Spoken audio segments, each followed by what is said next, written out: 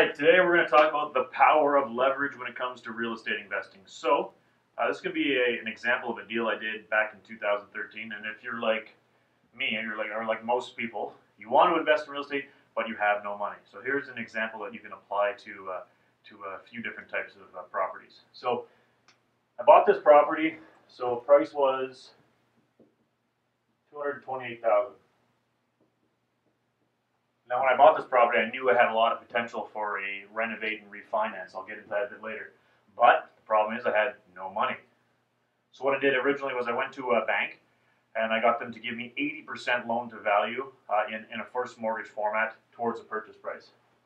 So the first mortgage was 80% LTV, which is what, $182,400.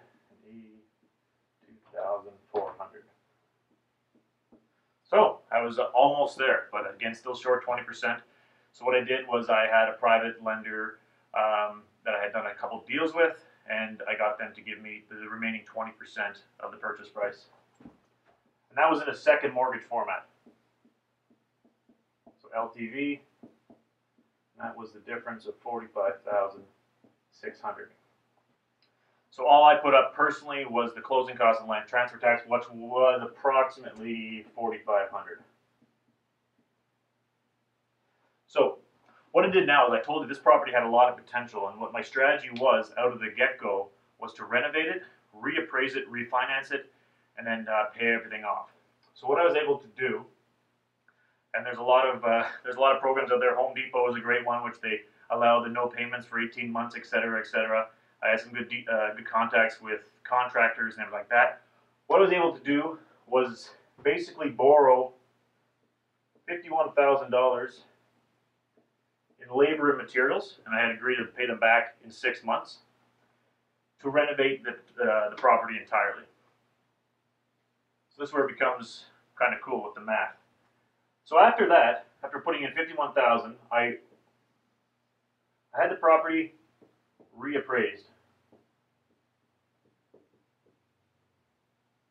Now, I already had a previous agreement with the bank that once I reappraised the property, they would give me 80% of the new value. So I already had this lined up. Once the property was reappraised, it came in at $350,000. And then this first bank gave me 80% of that new value. 80% LTV, which of that is $280,000. So what happens with the new mortgage here? First, it goes to pay off the old mortgage. So that's minus $182,400.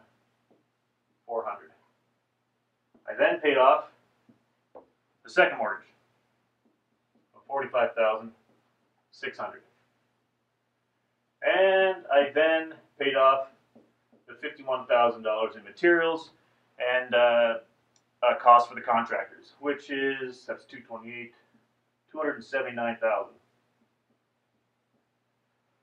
So in the end, I get $1,000 back from this, from the $280 to the $279. I get my $1,000 back again. Keep in mind, I was only out of pocket the original $4,500. Everything else was leveraged.